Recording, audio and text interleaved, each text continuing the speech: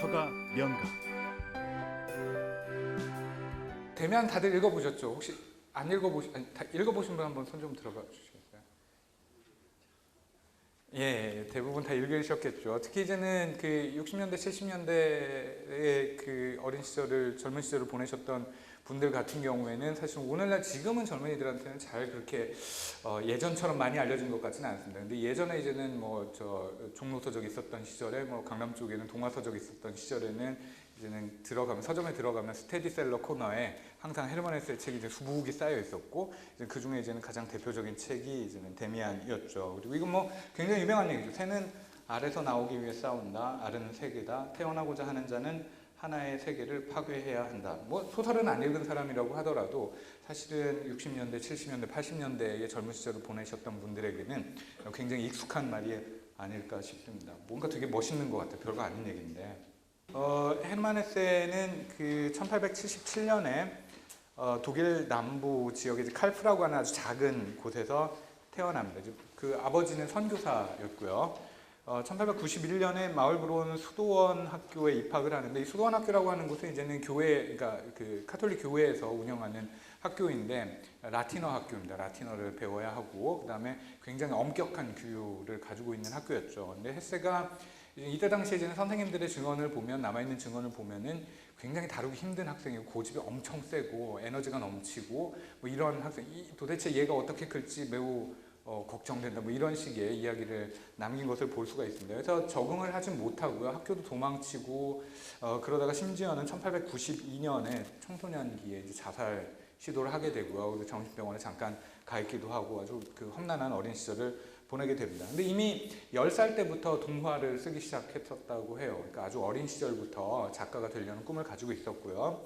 1895년에 첫 번째 시집인 낭만적인 노래들이라는 책이 나오게 됩니다. 그리고 1906년에 수레바퀴 아래에서라고 하는 이 책이 나오죠. 1914년에 독일 포로구호 기구에서 복무를 하게 되는데, 1914년은 아시는 분은 아시겠지만 1차 세계대전이 벌어졌던 시기입니다. 헤르만 헤세도 이때 당시에 이제 나중에 잠깐 설명을 드릴 기회가 있을지는 모르겠는데, 1차 세계대전이 발발하던 당시에 그러니까 사실은 전 유럽에서 대부분의 유럽 사람들이 전쟁을 쌍수를 들고 환영을 했어요.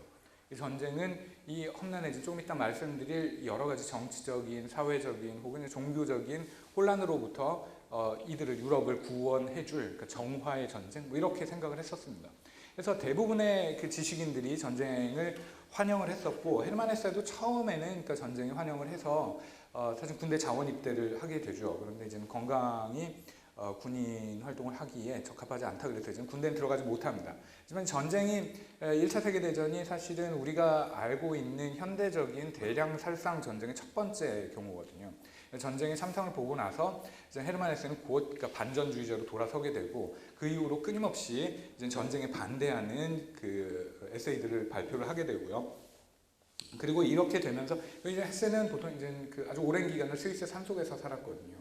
스위스 산속에서 혼자 살면서 사실은 그 독일의 전쟁을 반대하는 그런 글들을 계속 발표를 합니다. 그러면서 이제는 협박 편지도 엄청나게 많이 받고요. 그다음에 독일의 그 언론들에게 공격도 굉장히 많이 받고, 그래서 헤르만 헤세는 사실은 독일인들에게는 그렇게 달가운 인물은 아니에요. 나중에 나치 시절에도 역시 나치에 반대하는 입장이었기 때문에, 그러니까 헤르만 헤세는 끊임없이 그러니까 독일 국민들에게 듣기 싫은 소리를 스위스 산속에 숨어가지고 계속 던지는 그런 사람이었습니다.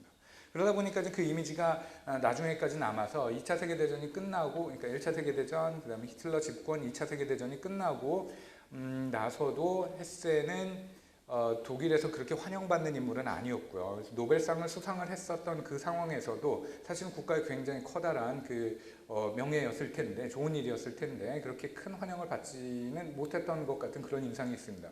독일 사람들이 헤세를 그렇게 썩 좋아하지는 않아요. 헤세가 항상 주장하는 바는 이런 거거든요. 그러니까 네 안으로 들어가라. 네 안에 답이 있다. 이런 거죠. 그러니까 삶과 세계에 대한 질문을 던지는 시기, 저 같은 경우는 사춘기 때, 개똥철학할 때 도대체 왜 사는 거지? 세상은 뭐지? 뭐 이런 고민을 던지고 있을 때, 그 다음에 부모님의 말은 더 이상 듣고 싶지 않고, 그 다음에 교과서에 실린 이야기는 절대 믿을 수 없는, 이제 그런 나이에 무언가 그러면 다른 기준을, 무엇이 옳은 것이고 무엇이 틀린 것이고 내가 어떻게 살아야 하는지 길을 제시를 해줄 수 있는 무언가를 찾는 시점에 헤르만 헤세가 하는 이야기가 뭐냐면 네 안에 답이 있다라고 얘기를 하는 거죠. 자기 자신을 막 찾아가려고 하는 그 사춘기 때에 네 안에 답이 있으니 너 스스로를 들여다보고 네 내면의 목소리에 귀를 기울여라라고 끊임없이 얘기를 하는 겁니다. 굉장히 매력적인 거예요. 나는 이제 남의 권위는 받아들이고 싶지가 않은데, 그런데 네 안에 답이 있다고 하니 얼마나 좋아요. 다른 사람 말 들을 필요도 없고. 물론 아무리 들어도 목소리는 아무것도 안 들립니다. 그래서 저는 결국에 찾지는 못했지만, 그러니까 그것 자체가, 그런 식으로 해답을 찾아가라고 이야기하는 목소리 자체가 저에게는 굉장히 매력적으로 들렸던 것이 아닌가로부터 시작을 해서 이제는 헤르만 헤세가 이야기하는 바가 무엇인가, 무엇이었던가, 그리고 왜 그것이 여전히 방황하는 영혼들, 지금 한참 고민하고 있는 영혼들에게 왜 헤세가 대면을 통해서 위안을 주는 것일까에 대해서 이제는 이야기를 해보려고 합니다. 전체적인 구성하고 줄거리는 이렇게 됩니다.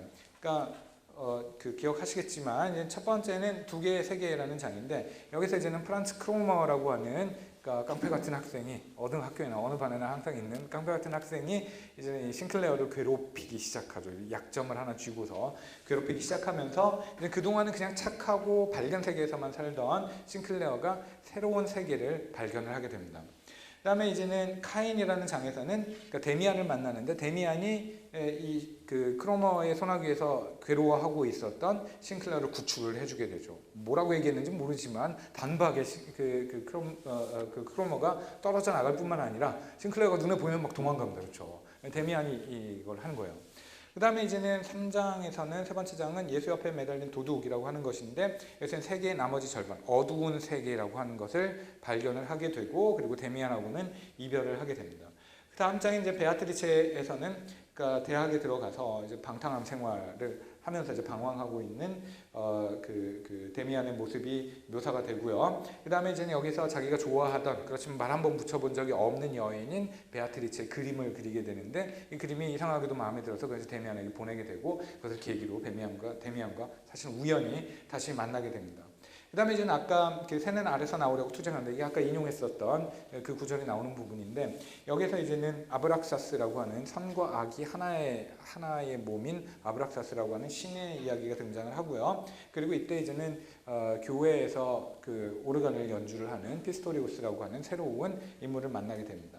그 다음에 야곱의 싸움이라고 하는 곳에서는, 그러니까 데미안이 피스토리우스와 교류하는 과정, 그 다음 피스토리우스의 한계를 느끼고 피스토리우스와의 관계가 끊어지는 이 과정까지가 묘사가 되고요. 그 다음에 7장에서는 에바 부인의 장인데, 에바라는 뭐 이름은, 그러니까 독일어로 이브가 에바예요. 그러니까 모든 이들의 어머니인 거죠. 그래서 에바 부인은 데미안의 어머니인데, 데미안의 어머니를 사랑을 하게 된 거죠. 그 전까지는 고등학생이고 이제 대학 생활을 시작을 하면서 데미안을 우연히 다시 만나게 되는데, 그 어머니를 알게 되고 그 어머니에게 사랑에 빠지게 되는 이런 얘기를 전해주고 있고, 그다음 마지막에서는 전쟁을 예감하는, 전쟁이 발발할 것 같다는 사실을 예감하게 되고, 8장에서 종말의 시작에서는 전쟁에 참전을 하게 되고 데미안을 우연히 만나는데 데미안이 부상을 당해서 죽게 되는, 이렇게 되면서 이제는 소설이 결말을 맺게 됩니다. 자, 그런데 이제 우리의 질문은 이겁니다. 그러니까 소설의 구성 자체는 이야기하려고 하는 바 자체는 그렇게 어려운 내용은 사실 없습니다. 그냥 재미있게 읽을 수 있는 이야기들이기도 하면서, 사실 헤세가 이렇게 글을 쓸 때 굉장히 예언자적으로 글을 쓰고, 나는 마치 모든 것을 다 알고 있는 듯한 이런 말투를 선택을 하기 때문에 굉장히 멋있게 들리고 이런 것들이 있습니다. 그런데 지금 궁금한 건 뭐냐면, 도대체 내면에 뭐가 있길래 왜 자꾸 내면 그러는 걸까? 이것이 매력적인 이유는 아까 말씀드렸다시피 답을 밖에서 찾거나 아니면 누군가에게 의존해서 찾는 것이 아니라 스스로에게서 찾을 수 있다고 하는 것은 굉장히 매력적인데, 특히 방황하는 시기에 무언가 새로운 기준을 찾을 수 없는 시기에 네 안에 답이 있다라고 하는 이 말 자체는 굉장히 매력적인데, 그럼 도대체 내면에 뭐가 있길래 계속 이런 소리를 하냐는 거죠. 그게 이제 우리가 찾아내야 될 이야기입니다. 내면의 목소리라고 하는 것이 무엇인지 감이 조금 오시나요? 사실 이것만 봐가지고는 알 수가 없어요. 근데 이제 대충 짐작할 수 있는 것은, 그러니까 우리가 여기서 이제는 내면의 목소리를 들어라라고 헤세가 이야기를 할 때, 그 내면의 목소리라고 하는 것은 우리가 의식하고서 하는 이야기는 분명히 아닌 것 같아요. 나에겐 이런 꿈이 있다, 이런 건 아닌 것 같아요. 그게 아니고 무언가 내 몸 안에 존재하는 자연의 목소리, 혹은 신의 목소리, 혹은 인류의 목소리, 혹은 뭐 문명의 목소리, 뭐 이런 것들을 들어라 라고 이야기를 하는 것 같습니다. 근데 그래도 알 수가 없죠. 우리가 사실은 이 소설을 읽으면서 이 시대적인 맥락을 모르고 헤세가 살던 시기에 세계관과 인간관에 대한 지식 없이 이 소설을 읽으면 이 이야기는 전부 다 그냥 멋있는 것으로만 들립니다. 그리고 그게 사실 굉장히 큰 위안을 줘요. 그런데 이제는 제대로 그 헤세의 이야기를 이해하기 위해서는 다른 정보들이 필요합니다. 그 정보들을 도대체 어디에서 가져와야 할까? 여기 힌트는 이겁니다. 갑자기 이런 얘기가 나요. 내 책상 위에는 니체가 몇 권 놓여 있었다. 뭐 니체가 놓여있겠어요? 그 니체가 쓴 책이 놓여 있었겠죠. 니체와 함께 살았다. 그의 영혼의 고독을 느꼈다. 그를 그침없이 몰아간 운명의 냄새를 맡았다. 그와 함께 괴로워했다. 그토록 가차없이 자신의 길을 갔던 사람이 존재했다는 것이 행복했다. 갑자기 뜬금없이 니체 얘기가 나옵니다. 니체가 책상 위에 있어서 행복했대요. 이게 힌트입니다. 여기서부터 이제 답을 찾아 보려고 해요. 이제 니체의 첫 번째 가장 유명한 저작인 그 비극의 탄생이라고 하는 책에서 이렇게 이야기를 해요. 고대 그리스 사람들도 삶이 이렇게 고통스럽다는 것을 알았다. 그리고 그 삶을 극복해내기 위해서, 삶의 고통을 극복해내기 위해서 이제 그 아폴론적인 것과 그다음에 디오니소스적인 것을 이렇게 합치시켜서 고대 그리스의 비극이라는 것을 만들었다라고 이야기를 하는데, 거기서 중요한 것은 이제는 디오니소스적이라고 하는 예술 충동입니다. 디오니소스 제전에서 고대 그리스 사람들이 그들의 삶의 고통을 극복할 수 있었던 방법은 무엇이냐면, 어떤 와인과 술과 그 다음에 집단적인 어떤 축제의 분위기 속에서 자기 자신을 망각하고 개인성을 극복하고 자연과 다른 이들과 그 다음에 자연과 하나로 다시 합의를 됨으로써 이 고통으로부터 벗어날 수 있다라고 주장을 해요. 그러니까 이 얘기는 뭐냐 하면, 그러니까 이 인간이 고통스러운 것은 무엇이냐면 개체화되었기 때문입니다. 그리고 이 개체화되었다는 건, 나로서 존재한다는 것을 극복하게 되면 이 고통으로부터 벗어날 수 있다고 하는 것이 쇼펜하우어의 기본적인 주장이고, 그것을 그대로 이어받은 것이 니체가 되겠죠. 자, 이 얘기를 왜 말씀을 드리냐면, 헤세가 얘기하는 것도 비슷해 보이기 때문입니다. 니체를 실제로 언급을 하고 있기 때문에. 왜냐하면 여기에서 니체나 쇼펜하우어가 보고 있는 것은 인간의 개체라고 하는 것은, 인간이라는 개체는 사실은 뭔가 특별한 그런 존재가 아니고 사실은 세계가 개인화되어서 나타나는 거예요. 그리고 그 인간이라고 하는 것은 사실은 세계 전체의 구조를 그대로 가지고 있는 뭐 일종의 마이크로 코스모스가 돼야 할까요? 그러니까 우리가 나라고 의식하고 있는 이것은 사실은 지극히 일부일 뿐이고, 우리의 개인의 내면 안에는 세계가 들어있는 거죠. 자연이라고 하는 전체가 들어있습니다. 그것은 다른 입장에서 보면 신이 될 수도 있는 것이고요. 헤세가 얘기하는 것은 어쩌면 바로 그 자연의 목소리 혹은 신의 목소리가 아닐까, 이런 생각을 하게 되는 겁니다. 자, 이 생각이 나오게 된 계기는 이렇습니다. 그러니까 19세기 중반쯤 되면 이 사진은 이때 당시 광고인데요. 아에게라고 하는 AEG라고 하는 독일 가전제품 회사가 있어요. 지금도 있는데 그 회사의 그때 당시 광고입니다. 이거 뭐 승리의 여신 니케인데, 니케가 지금 승리의 그 횃불을 들고 있는 것이 아니라 지금 전구를 들고 있죠. 이게 이제 산업혁명기에, 독일은 이제 산업혁명이 초반에는 그러니까 중공업 위주로 이루어지다가, 특히 지금 광업과 그 다음에 철강, 철도 산업 뭐 이런 거 위주로 이루어지다가, 이제는 그 산업혁명 중반기로 들어서게 되면 이때 그 우리가 잘 알고 있는 그 지멘스라는 회사의 설립자인 베르너 폰 지멘스라고 하는 사람을 중심으로 해서 전기 산업 위주로 계속 발달하게 되거든요. 이때 이제는 산업혁명이 이루어지게 되는데, 이 산업혁명은 이 그 유럽 사회 전체, 독일뿐만 아니라 유럽 사회 전체에 굉장히 혁명적인 변화를 가져오게 됩니다. 첫 번째는 뭐 아주 일상적인 차원에서 보자면, 그러니까 전기라고 하는 것이, 혹은 기계 문명이라고 하는 것, 대량 생산이라고 하는 것이 삶의 일상생활의 질을 완전히 바꿔버리죠. 뭐 가장 간단한 사례는, 그 이전까지는 그러니까 어딜 가려면 마차 타고 가거나 말 타고 갔어야 됐는데, 걸어가거나, 근데 갑자기 기차를 타고 어마어마한 속도로 도시를 벗어날 수가 있습니다. 겉으로 보이는 모습만 바뀐 것이 아니라 사실은 보다 근본적인 면에서도 굉장히 커다란 변화가 생기는데, 첫 번째는 이겁니다. 그러니까 이때 산업혁명은 그 이전의 산업의 발달하고는 그러니까 무언가 근본적으로 달랐어요. 근본적으로 달랐었던 이유는 무엇이냐면, 그 이전의 산업 발달은 수공업의 발달인 것이고, 수공업의 발달이라고 하는 것은 경험적으로 얻은 기술을, 그러니까 도제 제도에서 이제 그 마이스터가 자기 수제자에게 전수해주고 수제자들은 그 기술을 받아서 조금 더 개선하고 이런 식으로 아주 천천히 전승되고 발달하는 것이었거든요. 그런데 지금은 그러니까 산업혁명기에 이 발명품들, 산업 산업혁명을 가능하게 했던 발명들은 물론 처음에는 수공업적인 방식으로 발명이 되었습니다. 증기기관 같은 경우에도 처음에는 수공업자들이 만든 거였는데 증기기관이 열 효율이 급격히 높아지면서 효과적인 효율적인 기계로 만들어지게 된 계기들은 예를 들면 열역학 법칙들이 적용되기 시작하면서요. 이건 뭐냐면 특히 이제 전기와 관련된 건 특히나 더 그렇고 이때 이제 19세기 초반 중반에 전기하고 관련된 자연과학이 굉장히 발달하거든요. 그래서 산업혁명은 자연과학을 빼놓고는 생각할 수가 없습니다. 그래서 이 시기가 되면 자연과학이라고 하는 것은 무엇이냐면 자연현상을 지배하는 자연 법칙을 찾아내어 우리의 삶을 혹은 인류의 문명을 진보하게 하는 것입니다.